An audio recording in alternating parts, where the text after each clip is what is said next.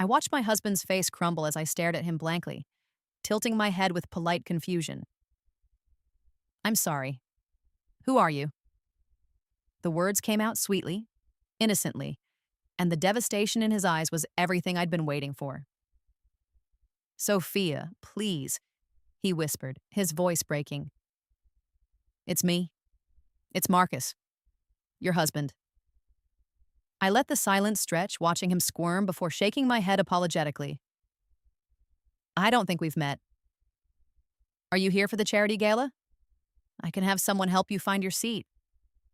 The irony was exquisite. For 15 years of marriage, he'd forgotten my birthday. Every single year, but he never forgot his own, and he'd made sure I never forgot either, demanding elaborate celebrations, expensive gifts, and my complete attention. Now, on his 40th birthday, the milestone he'd been planning for months, I couldn't even remember his name. 6 months earlier, the poison had been subtle. I hadn't realized what was happening until it was too late. I'd spent the morning of my 35th birthday like I'd spent every birthday for the past 15 years. Alone. Marcus had left early for work without a word. No card on the nightstand, no flowers, no acknowledgement whatsoever that the woman who'd sacrificed everything for him had been born on this day. I'd stopped expecting anything years ago, but hope was a stubborn weed. Each year, some foolish part of me thought maybe this time would be different. Maybe he'd remember. Maybe he'd care. By noon, I'd convinced myself it was fine. I'd take myself out to lunch, buy myself a little treat. I'd learned to be my own source of happiness because Marcus certainly wasn't going to be. But then I'd come home to find him in his study with Rachel. Rachel, my stepsister. The golden child my stepmother had brought into my life when I was 12 and had used as a weapon ever since. Rachel, who'd gotten everything while I got nothing. Rachel, who my father had chosen over me time and time again after he married her mother. They were laughing, champagne glasses in hand. And spread across his desk were papers, documents I recognized immediately because I'd seen them in our safe. Our property deeds, my inheritance from my grandmother, the trust fund I'd set up for our future children. It's almost too easy, Rachel was saying, her voice dripping with satisfaction. She trusts you completely. She has no idea. Marcus had laughed. Actually laughed. Sophia's always been naive. She signed whatever I put in front of her. By the end of the month, everything will be in our names. The properties, the accounts, all of it. And then? Rachel had leaned closer to him, and the intimate way she touched his arm made my stomach turn. And then we're done with her.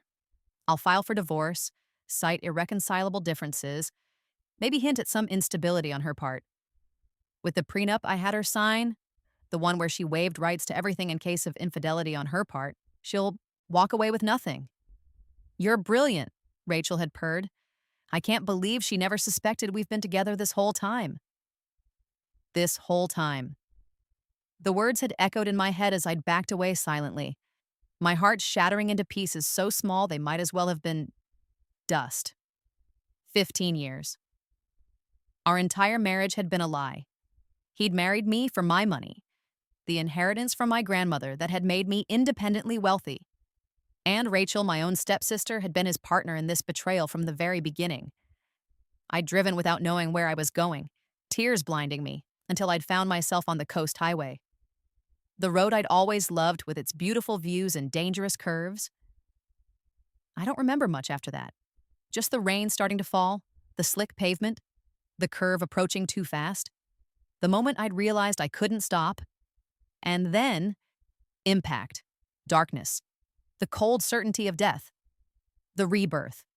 I woke up in my childhood bedroom, gasping for air, my 20-year-old body drenched in sweat.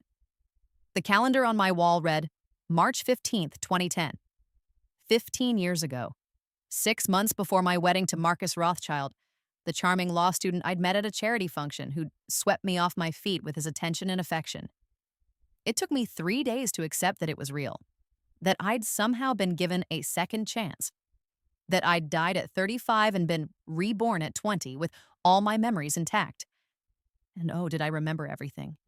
I remembered every forgotten birthday, every dismissive comment, every time Marcus had prioritized himself while expecting me to sacrifice everything, every manipulation, every lie, every moment Rachel had smiled to my face while plotting to destroy me behind my back. I remembered my father, too weak and too enamored with my stepmother to ever stand up for me. I remembered my stepmother's cold calculation, the way she'd systematically isolated me from my father's affection, redirecting his love and resources to Rachel while treating me like an unwanted burden.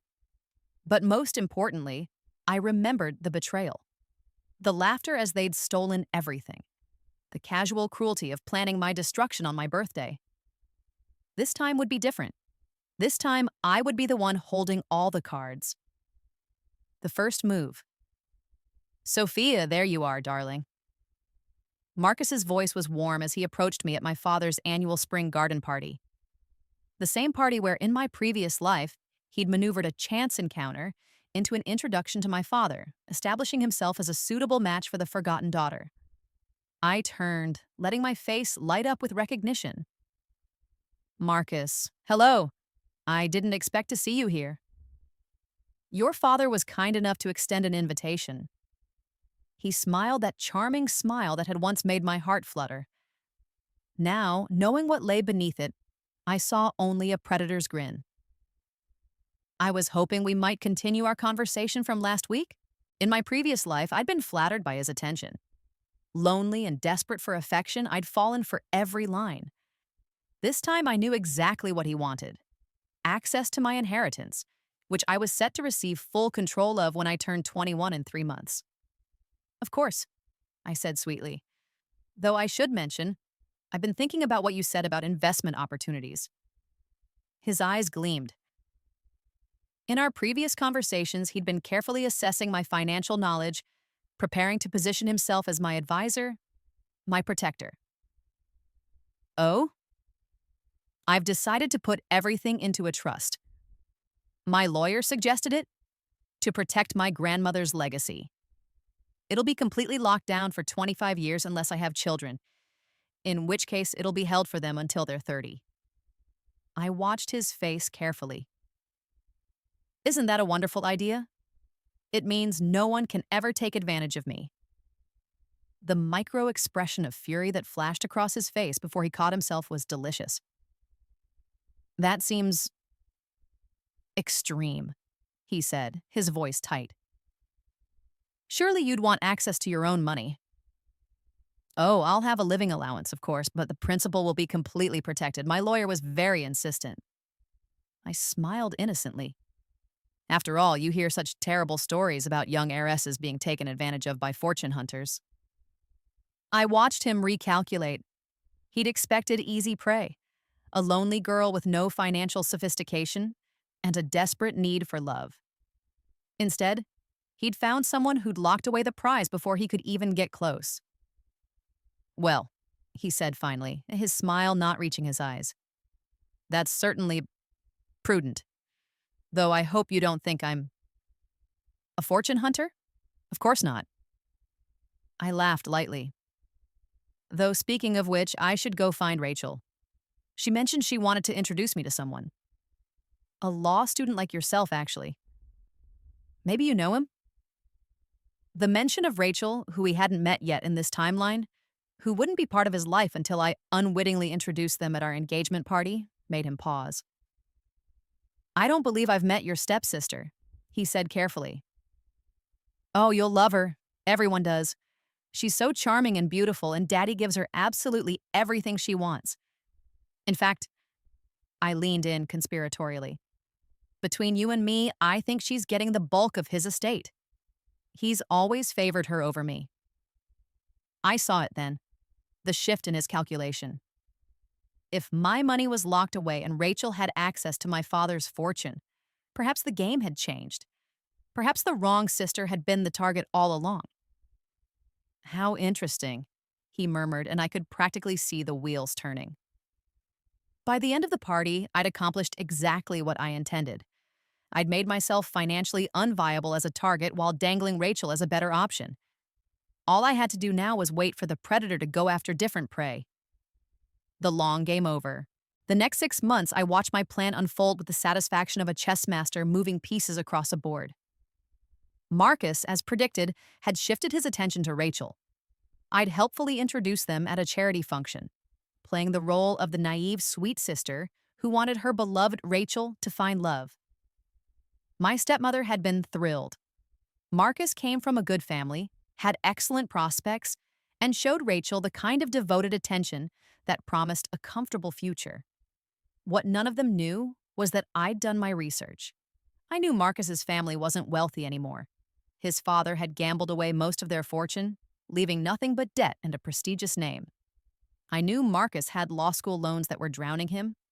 I knew he was desperate for a financial lifeline. And I knew that my father, despite his favoritism toward Rachel, had far less money than anyone realized. He'd been living beyond his means for years, maintaining appearances while his actual wealth dwindled. The bulk of his estate I'd mentioned to Marcus was mostly smoke and mirrors. But they didn't know that yet. I played my role perfectly. The forgotten daughter who worked hard at her graduate program in business. The quiet one who stayed out of the way while Rachel and Marcus fell into a whirlwind romance. The sister who smiled supportively when they announced their engagement after just 4 months. The same timeline Marcus had used on me in my previous life. At their engagement party, while everyone cooed over Rachel's massive diamond ring, paid for with Marcus's rapidly maxing out credit cards, I made my own quiet announcement to my father. "Daddy, I've been accepted to a business program in London. I'll be leaving next month." My stepmother's face lit up. One less inconvenient reminder of my father's first marriage. Rachel barely looked up from admiring her ring. My father nodded absently, already mentally calculating how much less he'd have to pretend to care. Only Marcus reacted with something like alarm. "London? That's so far, Sophia." "I know," I said cheerfully. "But it's an incredible opportunity.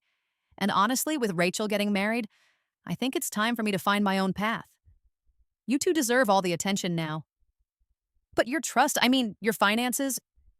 He caught himself, but not before I saw the flash of panic. "Oh, don't worry. My lawyer has everything handled remotely. The trust is completely automated now. I don't even have to think about it." I smiled brightly. It's so wonderful to have everything locked down and protected, isn't it? No matter where I am or what happens, no one can touch it. The look on his face was everything I'd hoped for. London and beyond. I spent the next 5 years in London, but I wasn't just studying. I was building. Using the allowance from my trust, which, unlike my claims at the garden party I had full control over, I invested carefully. I made connections. I learned everything I could about corporate law, international finance, and strategic business acquisition. I also hired investigators, private, discreet, and very thorough investigators who tracked every move Marcus and Rachel made. The reports were illuminating. Their marriage had been a disaster from the start. Marcus had expected to gain access to my father's wealth through Rachel, only to discover that my father was nearly bankrupt. The big house, the cars, the lifestyle, all of it maintained on credit and increasingly desperate business schemes. Rachel, meanwhile, had expected Marcus to be her ticket to high society, only to discover that his family name meant nothing without money to back it up. His law career had stalled. He'd made too many enemies with his arrogant attitude and corner-cutting ethics. Within 2 years, they were drowning in debt. Within 3 years, they were turning on each other. Within 4 years, they were staying together only because neither could afford to leave. And then my father died. The news reached me via a cold email from my stepmother. My father had had a heart attack. The stress of his failing business and mounting debts had finally caught up with him. The funeral would be private. My presence was optional. I flew back for the funeral, playing the grieving daughter while I observed the wreckage of their lives. Rachel looked haggard, her beauty dimmed by stress and disappointment. Marcus looked worse. His boyish charm had curdled into bitterness. My stepmother was panicking, realizing for the first time that the comfortable lifestyle she'd enjoyed was about to disappear. At the reading of the will, the final truth emerged. My father had left behind more debt than assets. The house would have to be sold. The cars would be repossessed. There was nothing left. Nothing, that is, except for a small surprise. To my daughter Sophia, the lawyer read, I leave my shares in Sophia's grandmother's trust, which were held separately from my estate and cannot be seized by creditors. These shares represent a 40% stake in the trust's management, giving her voting rights over all major decisions. Every head in the room swiveled toward me. My grandmother, brilliant woman that she was, had set up the trust to be managed by a board that included my father as a minority shareholder. I'd already owned 60% through my direct inheritance. Now I owned 100%. Rachel's face went white. Marcus looked like he'd been punched. My stepmother actually gasped. Additionally, the lawyer continued, I leave a letter for Sophia to be read privately. The letter was short. Sophia, I'm sorry I wasn't the father you deserved. I was weak and I let others influence me into neglecting you. But I always knew you were strong. Stronger than me, stronger than all of us. Your grandmother set up that trust to protect you, and I kept my shares separate to ensure that protection remained absolute. I hope you'll forgive me someday. I hope you'll use your strength wisely. All my love, Dad. I cried real tears for the father he could have been, but I didn't let those tears stop me from what came next. The return I came back to the States 6 months later, but not as the quiet, forgotten Sophia who'd left. I returned as CEO of Hartwell Investments, the company that managed my trust. In my 5 years away, I'd turned that trust into an empire. Strategic investments in tech startups, real estate acquisitions, careful corporate plays. I was worth nearly $1 billion, and I was about to make my move. My first act was to buy my father's old company, the one that was being liquidated to pay his debts. I bought it for pennies on the dollar, restructured it, and turned it profitable within 6 months. It was a message. Everything they'd lost, I could have saved. I'd just chosen not to. My second act was to hire Rachel. Sophia, she'd cried when she saw me at the company, her desperation poorly hidden behind a mask of sisterly affection. I didn't know you were back, and you're so successful. I'm so proud of you. The lies came as easily to her as breathing. Rachel, I said warmly, embracing her. It's wonderful to see you. I heard you've been looking for work. She'd been unemployed for 8 months. Marcus's salary barely covered their rent. They'd lost their house 2 years ago. They were living in a cramped apartment, drowning in debt, their marriage a toxic wasteland of resentment and blame. I'd love to join your company, she said eagerly. We're family after all. Family should support each other. I smiled. I couldn't agree more. I have the perfect position for you. I hired her as my personal assistant, not a senior role, not a position with prestige or real power. A glorified secretary position that paid just enough to keep her hopeful but not enough to solve her financial problems. And then I began the systematic destruction of her peace of mind. Every day, she watched me live the life she'd thought would be hers. The designer clothes, the penthouse apartment, the respect and admiration, the power. Every day she had to smile and bring me coffee and manage my calendar while I made decisions that moved millions of dollars. Every day she had to watch me date successful, attractive men who treated me like a queen. So different from her own miserable marriage. But I didn't just torture Rachel.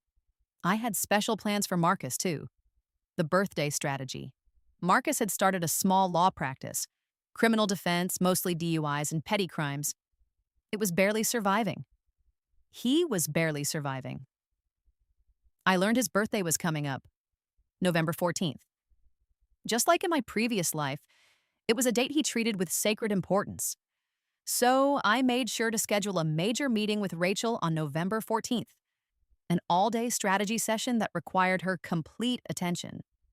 But it's Marcus's birthday, she protested weakly. Is it? I glanced at my calendar. How unfortunate, but this deal is time-sensitive. The investors are only available today. Surely Marcus will understand. Your career has to come first sometimes. She'd had no choice but to agree.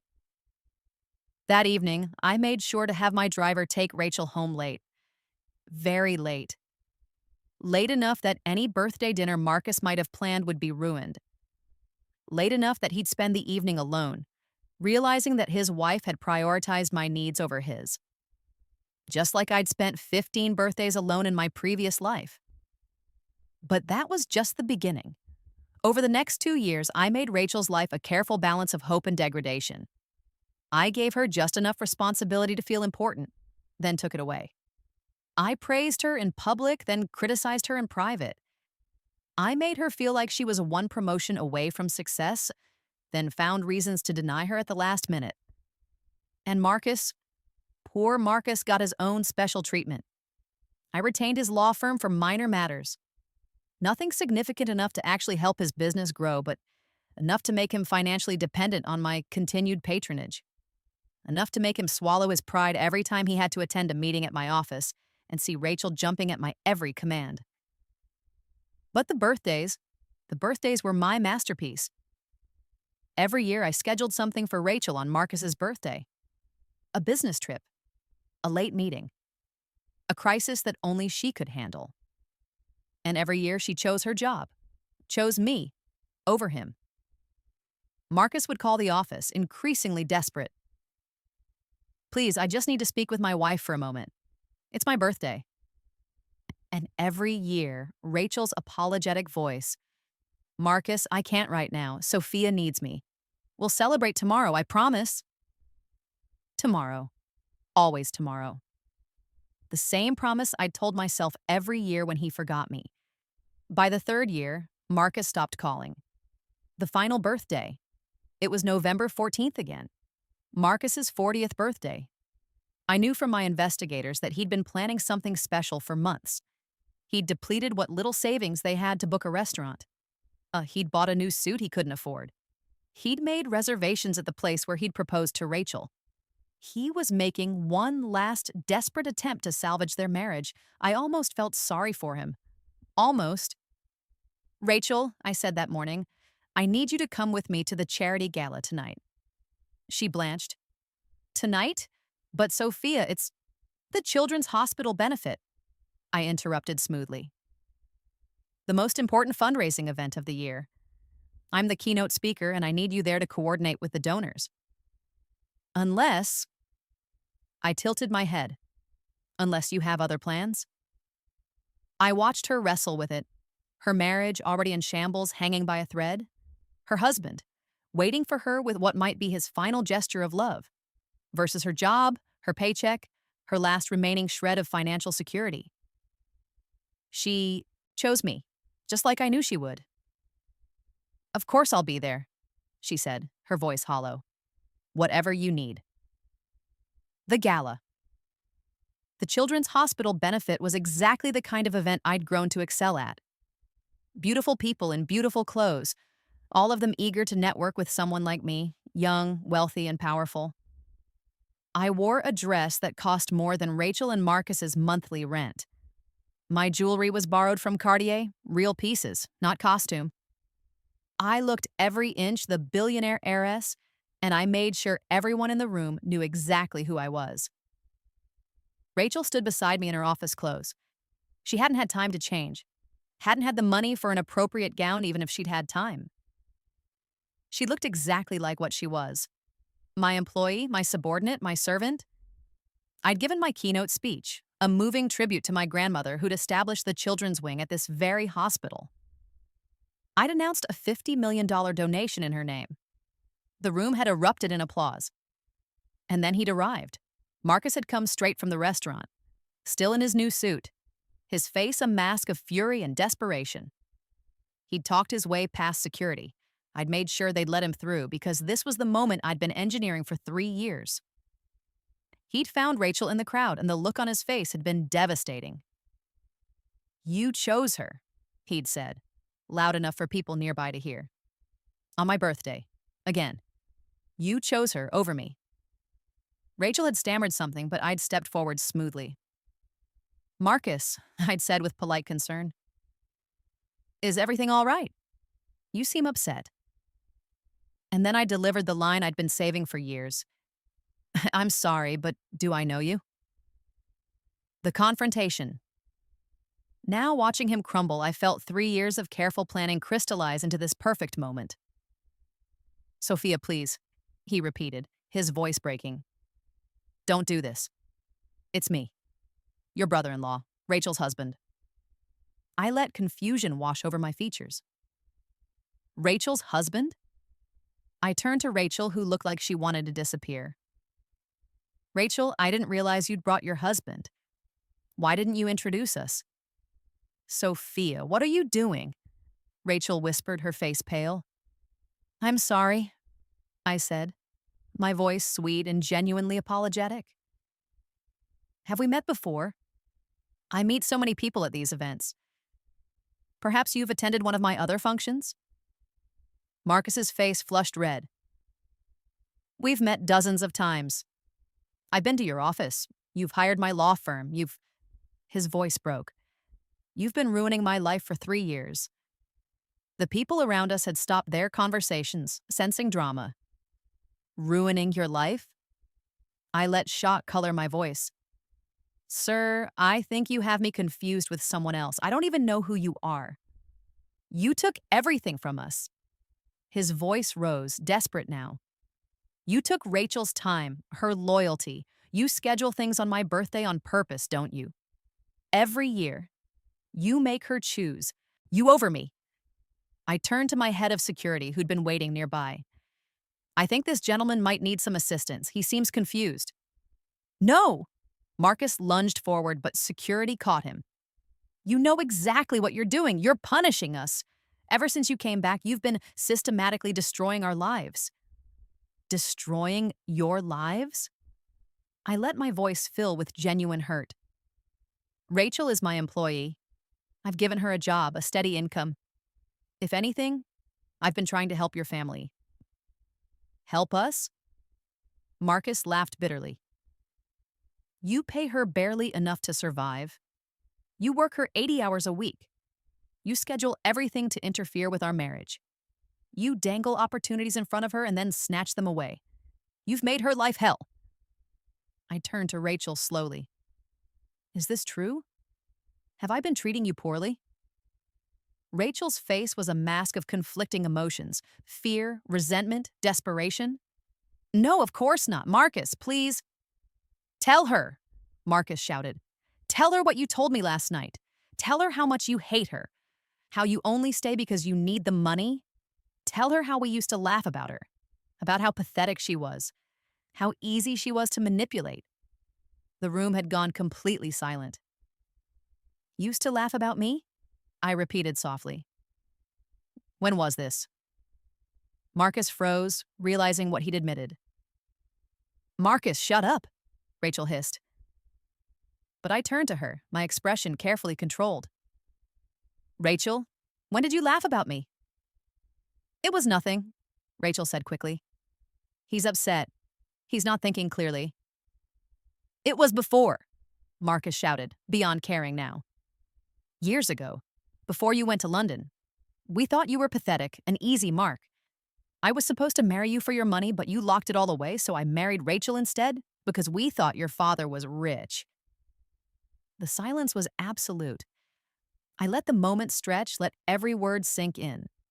Let everyone in this glittering ballroom hear the confession of a fortune hunter who'd married the wrong sister. You were going to marry me, I said slowly. For my money. Yes, Marcus's voice was ragged. That's what I do. That's what I've always done. I marry rich women and take their money, but you ruined it.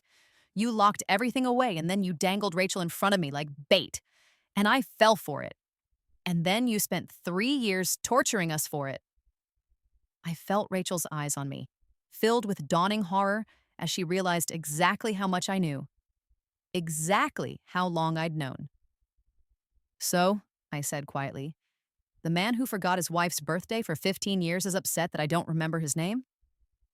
Marcus went still. What? Oh, I'm sorry, that was the wrong timeline. I smiled, and it was not a kind smile. Let me clarify. You're the man who spent 3 years having his birthday ignored by his wife while she prioritized her boss's needs. And now you're having a breakdown because that boss, me, doesn't remember who you are. Understanding flickered across his face, followed by confusion. What are you talking about? 15 years? We were never married. No, I agreed. Not in this life. Rachel's face went white. Sophia. I turned to the crowd, all of them watching with rapt attention. Would you all excuse us?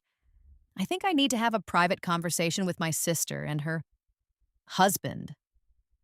Security cleared a space, and I led them to a private room off the main ballroom. Once the door closed, I let the mask drop. You want to know why I've been ruining your lives? I said, my voice cold. Because in another life, a life I lived and died and came back from, you two destroyed me. You married me, Marcus. You made me fall in love with you. And for 15 years, you forgot my birthday. Every single year. You never once remembered. But you always made sure I remembered yours. You're insane, Rachel whispered. Am I? I pulled out my phone, opening a folder of documents. Tell me, Rachel, why did you send Marcus to that charity function in March 2010? The one where he first met me? Rachel's face drained of color. Tell me why, in my previous life, you were at his office the day I came home on my 35th birthday. My birthday that he'd forgotten as usual. Tell me why you were going over documents to transfer all my assets into your names. Tell me why you were planning my destruction while drinking champagne and laughing about how naive I was. That's impossible, Marcus said, but his voice shook. Is it? Or is it just impossible that someone you thought you'd destroyed came back stronger? Smarter? Ready to make you feel every moment of pain you inflicted on me? I stepped closer to them. These two people who'd taken everything from me once before. You forgot my birthday for 15 years, Marcus. So I made Rachel forget yours for 3. You stole my inheritance, so I took your dignity. You made me feel worthless and unloved, so I showed you exactly what it feels like to be powerless while someone else controls your life. You can't prove any of this, Rachel said desperately. You sound insane.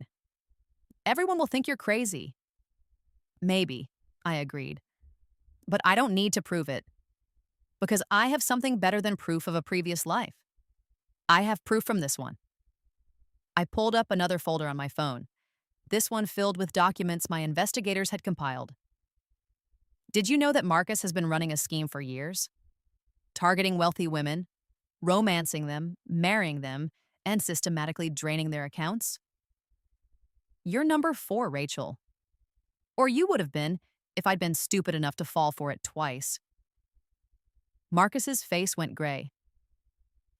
And Rachel, did you know that the moment you and Marcus started dating, your mother started moving money out of your father's accounts? She knew he was bankrupt.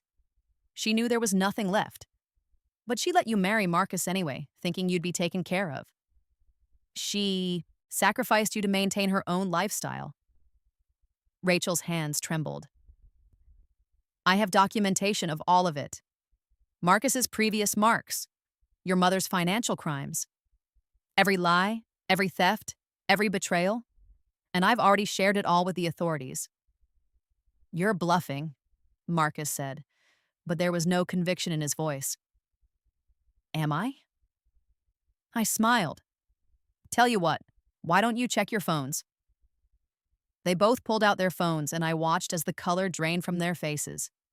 Messages from lawyers, notifications from banks, news alerts about an ongoing investigation into financial fraud and elder abuse. I've been building this case for 3 years, I said softly. While you were busy being miserable and blaming each other for your failures, I was gathering evidence. While you were desperate and angry, I was patient and methodical. While you were falling apart, I was building an empire.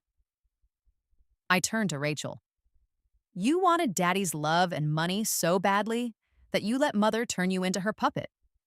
You helped her isolate me, abuse me, make me feel worthless. And for what? A bankrupt estate and a husband who only married you because I wasn't available? Then I turned to Marcus. And you're worse than a simple con artist. You're a predator who targets vulnerable women and destroys their lives. How many women have you done this to? How many lives have you ruined? Sophia, please, Rachel whispered. We can fix this. We can make this right. Make it right? I laughed, and it was not a kind sound. You can't make it right, Rachel. You can't give me back the 15 years you and Marcus stole from me. You can't undo the abuse, the neglect, the betrayal. You can't bring back the woman I was before you destroyed her. What do you want? Marcus demanded. Money? We don't have any. Our silence will never speak to you again. I don't want anything from you, I said. I already have everything. Everything you tried to take from me. Everything you thought you deserved, it's all mine. The money, the power, the respect, the happiness. I walked to the door, then paused. Oh, and Marcus, happy birthday. I hope this one is memorable. The aftermath. The next 6 months were a masterclass in systematic destruction. The investigation I triggered, compiled from 3 years of meticulous documentation, revealed everything. Marcus's previous marriages, each ending with a mysteriously depleted bank account and a traumatized ex-wife. My stepmother's embezzlement of my father's assets, hidden through shell companies and fraudulent transfers. Rachel's complicity in both schemes, including the forged documents from my previous life that I'd somehow managed to trace even in this timeline through careful reconstruction of their probable actions. Marcus was disbarred and charged with fraud, conspiracy, and elder abuse. He'd targeted not just me, but several other women, including 2 elderly widows who'd lost their life savings to his schemes. The trial was sensational, covered by every major news outlet. His face became synonymous with predatory fraud. He was sentenced to 15 years in federal prison, 1 year for every birthday he'd stolen from me. Rachel faced charges for aiding and abetting her mother's crimes. She'd signed documents, moved money, and helped hide assets from creditors, including from my father's legitimate business partners who'd been owed payment. She took a plea deal, 5 years of probation, restitution payments she'd never be able to afford, and a permanent stain on her reputation. My stepmother got 10 years for elder abuse and fraud. The judge was particularly harsh because of how she'd manipulated my father in his final years, isolating him from anyone who might have helped him see the truth. But their legal punishment was nothing compared to the social destruction. I made sure everyone knew exactly what they'd done. The charity circuits, the social clubs, the professional organizations, everywhere they'd once been welcomed, they were now pariahs. I didn't have to say a word against them. The facts spoke for themselves. As for me, I thrived. My company grew exponentially. I became known not just for my wealth, but for my business acumen, my philanthropic work, my fierce protection of vulnerable people. I established foundations to help victims of financial fraud. I funded programs for young women learning financial literacy. I turned my pain into purpose. And I never, ever forgot my own birthday again. 5 years later, on my birthday, my 40th birthday, I stood in the penthouse of my building, looking out over the city I'd conquered. The apartment was filled with friends, real friends who'd gathered to celebrate with me, people who loved me for who I was, not what I could give them. My phone buzzed. A message from the prison system. Inmate Marcus Rothschild has requested to be added to your approved visitor list. I deleted it without responding. Another notification? An email from Rachel. The subject line read, "Please, I'm sorry." I deleted that too without opening it. Because that was the beautiful truth I'd learned in this second life. Some people don't deserve your forgiveness. Some people don't deserve your attention. Some people don't deserve even a moment of your thoughts. Marcus had forgotten my birthday for 15 years, so I'd spent 3 years systematically dismantling his life. But then I'd done something even better. I'd forgotten him entirely. Not the pretend forgetting of the gala. That had been theater, a perfect moment of poetic justice. No, this was real forgetting. The kind where someone becomes so irrelevant to your life that you don't even think about them anymore. Where their existence doesn't matter because your life is so full of better things. They'd made me feel invisible, worthless, forgotten. So I'd returned the favor, but then I'd done them one better. I'd built a life so magnificent, so fulfilling, so joyful that they simply didn't register anymore. The greatest revenge isn't making someone suffer, it's becoming so happy that their suffering becomes irrelevant. Sophia, my best friend Maya called from the living room. Come blow out your candles. I turned away from the window, away from thoughts of people who no longer mattered, and walked toward the life I'd built. The life they'd tried to steal but had instead made me strong enough to claim. The cake had 40 candles, and every single one of them was lit. Around me, people who truly cared were singing happy birthday. They remembered. They cared. They loved me. As I blew out the candles, I made a wish. Not for revenge, I'd already had that. Not for justice, that had been served. Not even for happiness, I'd found that too. No, I wished for something simpler, that I would never forget how strong I'd become. That I would never forget my own worth. That I would never again be the woman who waited for someone else to remember she existed. The candles went out, and everyone cheered. I smiled, genuinely happy, surrounded by real love. Behind me, my phone buzzed again. Another message from the prison. Another email from Rachel. Another desperate attempt to crawl back into my consciousness. I didn't even look. Because the most powerful thing I'd learned in 2 lifetimes was this. The opposite of love isn't hate. It's indifference. And I had finally, blissfully, earned my indifference. Epilogue, 10 years later. I'm 50 years old now, and my life is everything I once dreamed it could be. Hartwell Investments has become a global empire. My philanthropic work has changed thousands of lives. I've written books about financial literacy and protecting yourself from predatory relationships.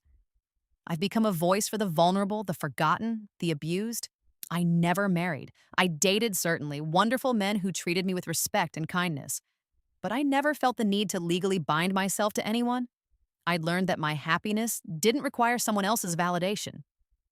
I did, however, adopt 3 children from the foster system, kids who'd been forgotten, overlooked, unwanted, kids who needed someone to remember them, to see them, to love them unconditionally. On my 50th birthday, they threw me a surprise party. My daughter Lily, now 16, had baked a cake from scratch. My son James, 14, had made a photo album of our adventures together. My youngest Sam had drawn me a picture. Our family, holding hands, everyone smiling. "Happy birthday, Mom," they chorused, and my heart swelled with so much love I thought it might burst. This was what mattered. This was what I'd been fighting for all along. Not revenge, not justice, but this. The right to be loved. The right to be remembered. The right to matter. I learned that Marcus had been released from prison 2 years ago. I heard through distant channels that he'd tried to start over, but his reputation preceded him everywhere. He was working manual labor now, barely scraping by. His health had deteriorated in prison. He was alone. Rachel had completed her probation but never recovered socially or financially. She'd moved to a different state, working retail, living in a studio apartment. Her mother had died in prison, unvisited and unmourned. Rachel had no friends, no family, no prospects. Part of me, a very small, very quiet part, felt something like pity. They'd destroyed themselves more thoroughly than I ever could have. But mostly I felt nothing. They were strangers whose names I barely remembered. The protagonists of a story that no longer had anything to do with mine. "Mom, make a wish," Lily urged, holding out the cake with its 50 candles. I looked at my children, my real family, the one I'd chosen and built with love instead of biology or manipulation. I looked at my home, filled with laughter and joy.